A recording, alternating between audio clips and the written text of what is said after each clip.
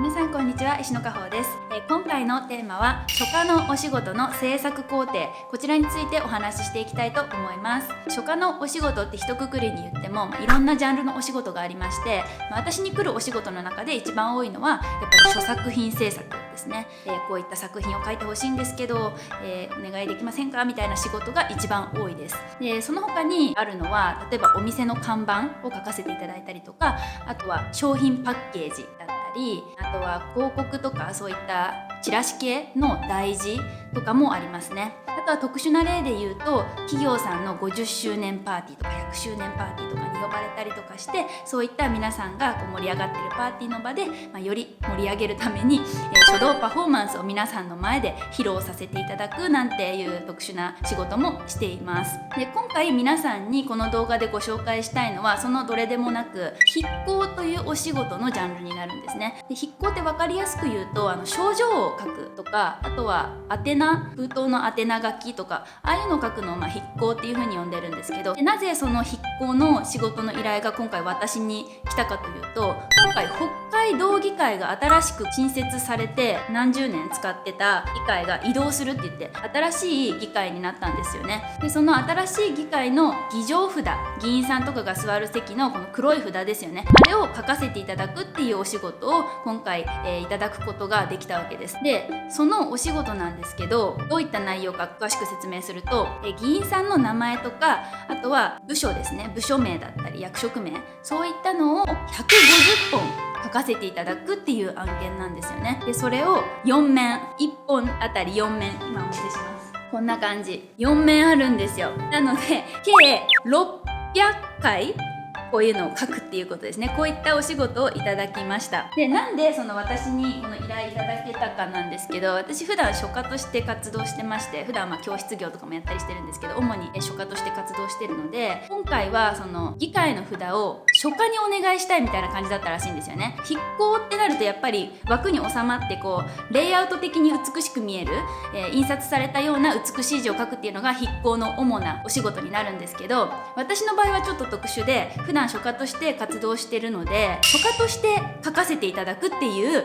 筆工の依頼になります。っていうのはどういうことかっていうと、レイアウトみたいにこう綺麗に書いていくっていうよりも芸術性を求められてるっていうことですね。そうじゃないとこの書家に筆工の依頼が来るってことはまずありえないと思うので、今回私のところにそういった依頼が来たっていうのはそういった経緯になります。そういったのも踏まえて今回は動画を撮影していきたいと思っていますので、普通の筆工のやり方とはちょっと違うかもしれないんですけど、私なりの、こういった筆を使ったらやりやすかったですとか、この墨が一番使いやすかったとか、こういうやり方をしたらすごく安定して書けたみたいな、私の体験談をこの動画で語っていきたいと思うので、ぜひ筆工業これからやってみたいなとか、興味のある方、お仕事にしたいなって思ってる方の参考になれば嬉しいなというふうに思います。でその筆工のお仕事にはそこまで興味ないっていう人にも、議会の札ってどうやって書かれてるんだろうみたいな、国会とかのああいうのもちょっと制作工程気になるなって感じてる方は楽しみながら見れると思うので、ぜひご覧いただけると嬉しいです。はい、それでは早速制作工程をご紹介していきたいと思います。今回はこういった札に書かせていただくんですけど、このように見た目の黒い札なんですけど、これ実は材質は木なんですよね。木に黒い塗装をしているものになります。今回こちらに文字を書かせていただくわけなんですけど、また改めて言うようなんですが、書家に来た筆工の依頼なので、綺麗にこうレイアウトして見栄えよく印刷されたような字で書くっていうよりは、どちらかというと私は書作品としてこの木札を今回書かせていただいています。なので楷書体で書くんですけれども、東大の具青南っていう人の字を元として書いていくので、そちらの点も踏まえてご覧いただければと思います。でまずなんですけど、使っていくお道具のご紹介をさせていただきたいと思います。この黒い木に書くということは、普通の黒い墨は使えませんよね。なので白い墨液を使っていくことになります。今回使っているのは海明さんから出てる白墨液というものですね。だいたい300円ぐらいだったかな、400円ぐらいだったかな、そのぐらいで販売されています。で結構大容量なので、今回150本、600面書かせていただくにあたって、これを4本使いました。まだ途中なんですけど、だいたい今のところ4本ぐらいで多分書けるかなっていう感じなので、これ最初こう上墨が水分になってて、下の方に結構この白い部のが沈み込んでるっていう感じなので、振って使わないといけないんですよね。今全然然振ってない状態なんですけど、これをちょっと今振ってみたいと思います。シャカシャカシャカシャカシャカで、こうやってしっかり混ぜるじゃないですか。でこうするとちゃんと上の方の水分と下の方の固形になってる部分が混ざり合うことは混ざり合うんですけど、実際に書く時に使うこのお皿に出してみますね。これちなみに僕家の蓋です。じゃ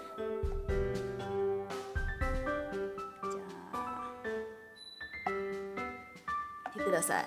あわあわで振ると絶対こうやってあわあわになるんですよ。これマジで結構迷惑なんですよね。このまま書くと字の上に普通に泡が乗っちゃって、でそれが乾くとめちゃめちゃ汚くなるんですよ。でそうなると本当に見栄え上良くないので、この泡邪魔ですよね。なのでこう完全に割れるまで待ちましょう。しばらく放置、1時間ぐらい放置すれば、多少蒸発はしちゃうんですけど、泡がほとんど消えます。でそれが待つのがそんなせっかちな人とかだとできないと思うので、私みたいに待てない人はこうやって泡をって飛ばしちゃってください。そうすれば泡結構消えます。で泡ない部分で書くみたいな余計な話だったかもしれないんですけど、結構大事です。泡飛ばしてください。で、1時間ぐらい放置して泡を潰した人は結構水分蒸発しちゃってるんで、水滴とかでこう水分戻してあげてください。でまた混ぜれば普通の濃度に戻ります。全然蒸発してきたらこれ水で混ぜれば水性なので普通に元に戻ります。でここでなんですけど、これベビー綿棒、これ何に使うかお分かりですか？こうやって書いていくうちに墨がポチポチポチって飛んじゃう時があるんですよ。この白いちっちゃい点々見えますか？こういったのを取るときにベビー綿棒が役に立ちます。普通の大人用の綿棒だと太すぎて細かいところ取れないんですよ。他の部分も消しちゃうことになるので、こういうちっちゃいつぶつぶ飛んだところをベビー綿棒でキュキュキュって取ってあげると綺麗に消えてくれるみたいな感じですね。でこれ塗装されててめちゃめちゃツルツルなんで、普通にこうピッてやってあげればスッて取れるんですよね。なので全然墨が飛んじゃった時もこういったもので対応することができます。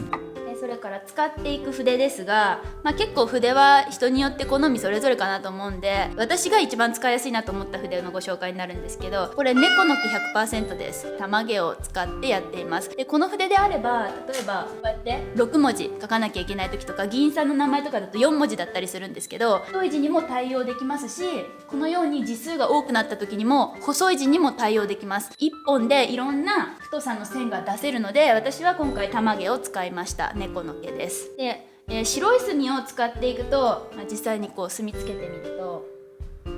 最初の方はこんな感じでちゃんと使えるんですけど、どんどん使って時間が経っていくと1時間とか書き続けるとこの根元の方がほんと真っ白になってくるんですよ。で結構普通の墨よりもこの墨固まりやすくて、ここがボコってもう白いのでこう固まってきちゃって膨らんできちゃうんですよね。そうすると筆の開閉がうまくいかなくって筆先が閉じてくれない、全然いい字が書けなくなってきちゃうんですよ。なので頻繁に筆は洗っています。あとはもうこう拭き取ったりとかしているんですよね。で洗うって言ってもその先端だけを洗うっていうのって結構難しくてのり取れちゃったりするんですよ。なのでもうその場合は根元の方まで全部洗っちゃって、それでこう糸で巻いてまた復活させるみたいなことをして、新品と同じ状態を作っています。こののりの部分が取れてしまうと結構太すぎる線が出ちゃったりとか、筆の開閉とかがうまく使えなくて整った字にならなかったりするので、この結び直して筆を復活させるっていうのは絶対に必須かなというふうに思います。私はこの根元3分の2ぐらいを固めて書くのがやりやすいかなと思います。あと使うお道具はタオルですね。濡れたタオル1枚と乾いたタオル1枚です。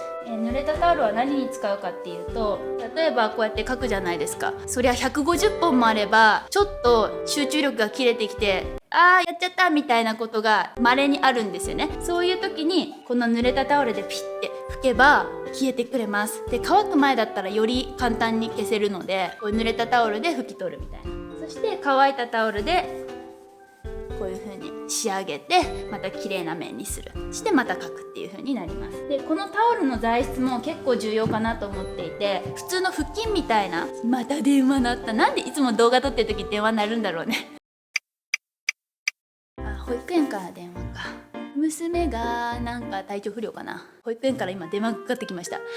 なんかよくあるんですよね。こうやって仕事とかしてて保育園から電話があって迎えに来てくださいみたいな。子供がいると本当に思うように時間が使えなくて、それも人生の修行だ。でこのタオルもマイクロファイバー使ってます。普通の布巾みたいなタオルだと、全然いいんですけど、ちょっと硬い、あと目も粗いので残ったりするんですよね。なのでマイクロファイバーだったら結構なんかキメも細かくてスッと取れるかなみたいな、力入れなくても全然綺麗に取れてくれます。で乾いた後も全然拭き取れるんで、この墨の説明にも書いてあるんですけど、墨が乾いても濡れた布で簡単に拭き取れますっていう風に書いてあります。なので乾いてしまった後も修正したい箇所が見つかれば、この濡れた布巾で拭き取ることができるんですね。それからこの乾いた布なんですけど、これも仕上げの時多少水分残るんで、こうやって乾いた布で拭き取れば、すぐにまた書くことができるという風になります。それであとこの墨なんですけど、さっきちゃんと濡れた布で拭き取れるって言ったんですけど、なんで拭き取れる墨使っちゃってるのかっていうのも気になりますよね。でそれは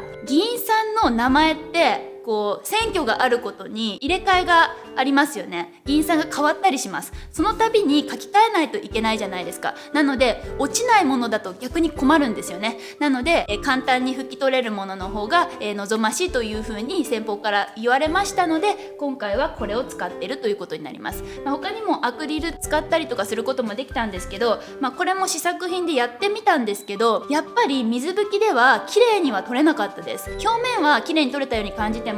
結局そのアクリルの何でしょう、油分なのかな、こうやってわかります？残っちゃうんですよね。これはサンプルの木なので全然大丈夫なんですけど、やってみたら残ったので、やっぱりアクリルよりも普通の白い墨の方がいいんだなっていう風に判明しました。はい、それでは実際に書いていきたいと思います。今回書くのは知事です。2文字だけで、なかなかその役職とかいろいろ書いてみたんですけど、2文字っていうことが少なくて、だいたい10文字だったりとか、議員さんの名前だったら4文字とかなんですけど、割と収めやすい字数なことがほとんどなんですね。なんですけど知事とかみたいに文字数が圧倒的に少ないと、本当にこの中に収めるのがバランス大事になってきて難しかったりするので、あえて今回は知事という2文字でご紹介したいなというふうに思います。で書く時なんですけど、この議会の札って結構厚みがあるんですよね。このぐらい分厚かったりするので、こうやって書くと、肘はつけるんですけど結構不安定、手首もここの端っこに置いたとしても結構不安定なんですよ。あと手首置いてても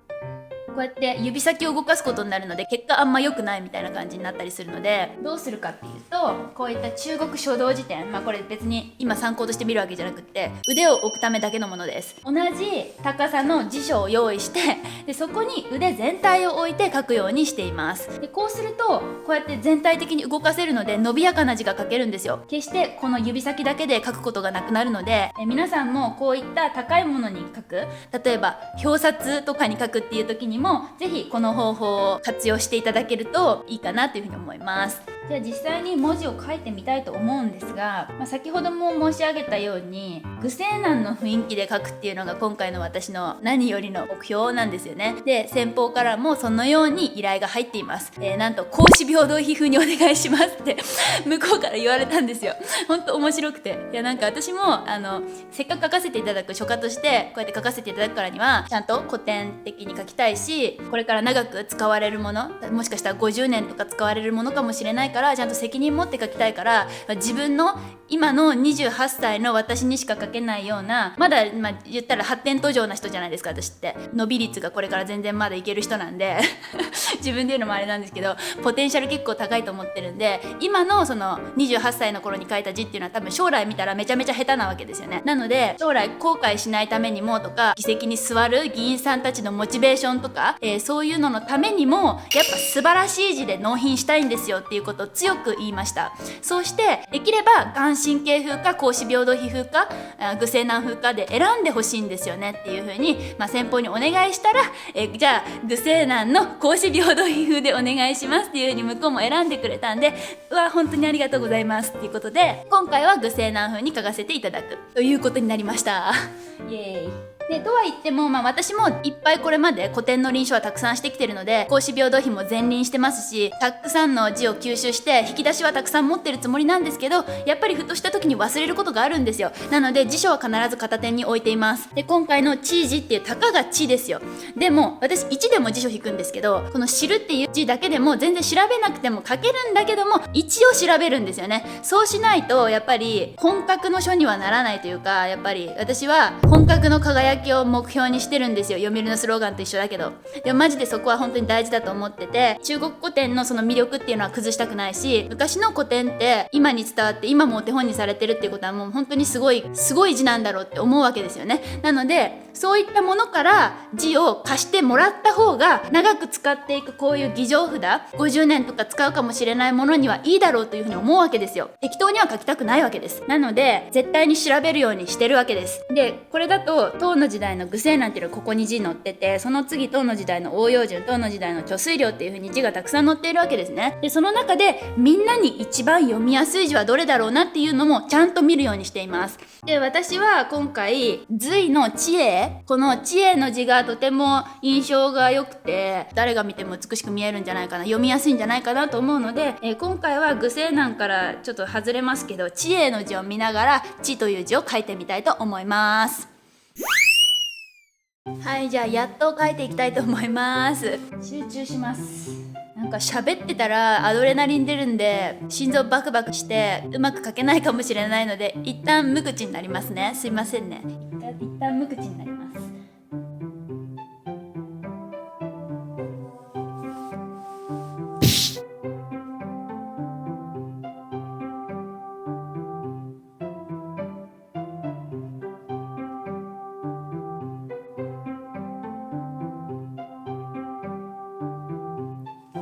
一旦知を書いてみました。知るっていう字普通に書くとどうなるかっていうと、近くに寄るとよくわかると思うんですけど、ちょっと黒い部分目立つの分かります？これ筆の筆圧でこうやってまんべんなく墨乗らないでムラができちゃうんですよね。でこうなると乾いた時にもそのムラがそのまま出たりとかしちゃうので、これやむを得ないことなんですよ。正直墨たっぷり乗せて書けば全然大丈夫なんですけど、後からこれ修正することもできて、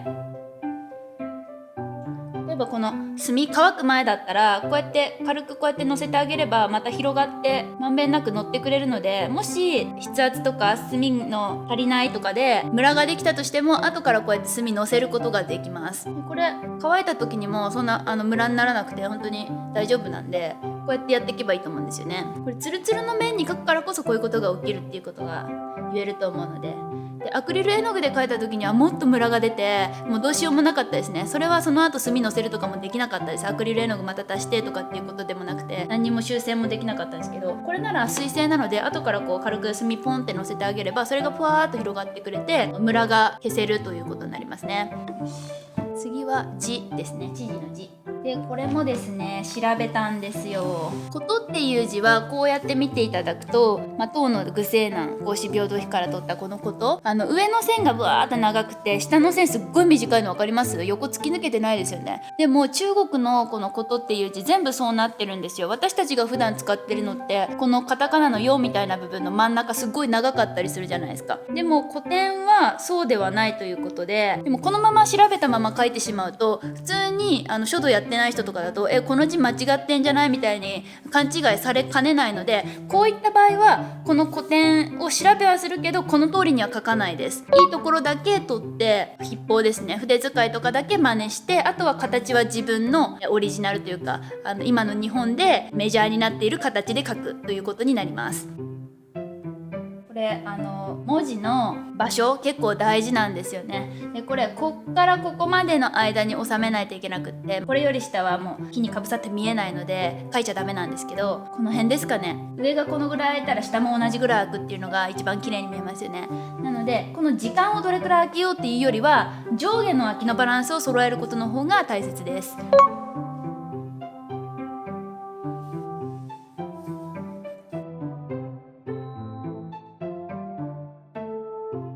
ここ長い方が普通に読みやすいですよね。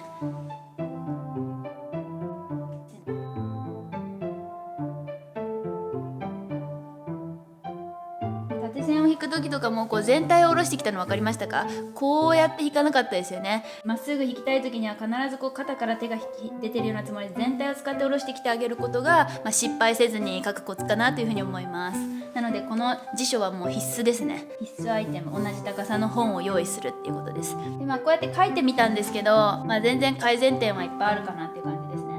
どこがかというと、すっごい初歩的な失敗なんですけど、見てください。ここ分かります？初歩的すぎる失敗です。これなんでこうやって弾いちゃったか分かりますか？指で触ったから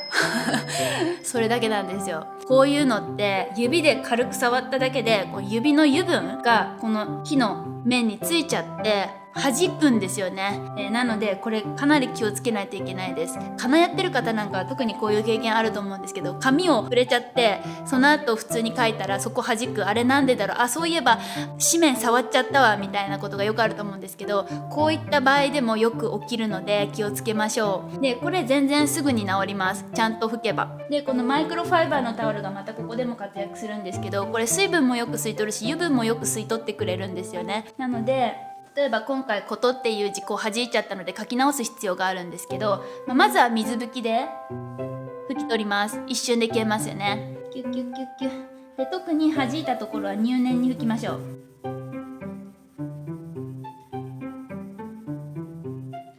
そして乾いたタオルで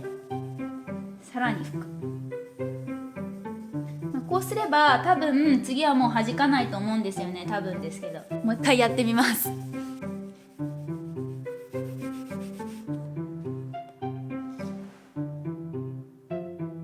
150本近く書いて思ったのが、失敗を重ねるしかないですね。もうこういうの上達する方法っていうのは、なんか症状とかもそうなんですけど、たまに書かせていただくんですけど、やっぱり練習が一番大事です。たくさん練習を重ねること、30回に1回ぐらいうまくいくみたいな感じですかね、私の場合は。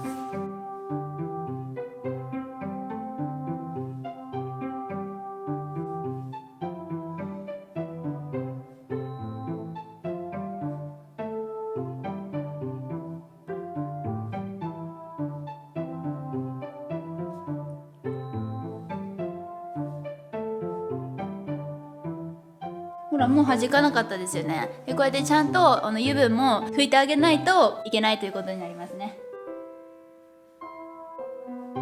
今こんな感じで書いて、あと乾くの待つみたいなことになります。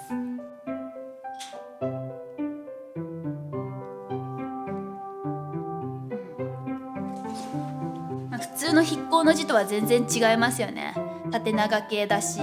私はこの横長にこう書いていくのも好きは好きなんですけど、今回2文字ですし、2文字しかないのにこう全部横長の字形に潰して書くっていうのもちょっと違うじゃないですか。なので今回のバランスを見ながらやや縦長の字形に仕上げたっていう感じですね。10分ぐらい経ったらある程度この文字全体が乾くみたいな、こんな感じになりますね。でそうするとまた横に立てても平気なんですよ。こう乾く前にこう横にしちゃうとタラーみたいな感じで垂れてきちゃって、せっかく綺麗に仕上がった面もまた書き直さないといけなくなっちゃうので、しっかり乾いたのを待ってから違う面を書くみたいな感じになります。はい、ここまでで筆行の制作工程をご紹介してきましたが、もしご不明な点、わからない点、質問などございましたらコメント欄にコメントいただければお答えしますので、お気軽にコメントしてください。それから今回は筆行に特化してご紹介させていただいたんですが、これからは書家のお仕事いろいろありますので、私に書作品制作の依頼が来たらそういうのもやっていきたいですし、お店の看板書く機会があればまたそれも動画で撮影して、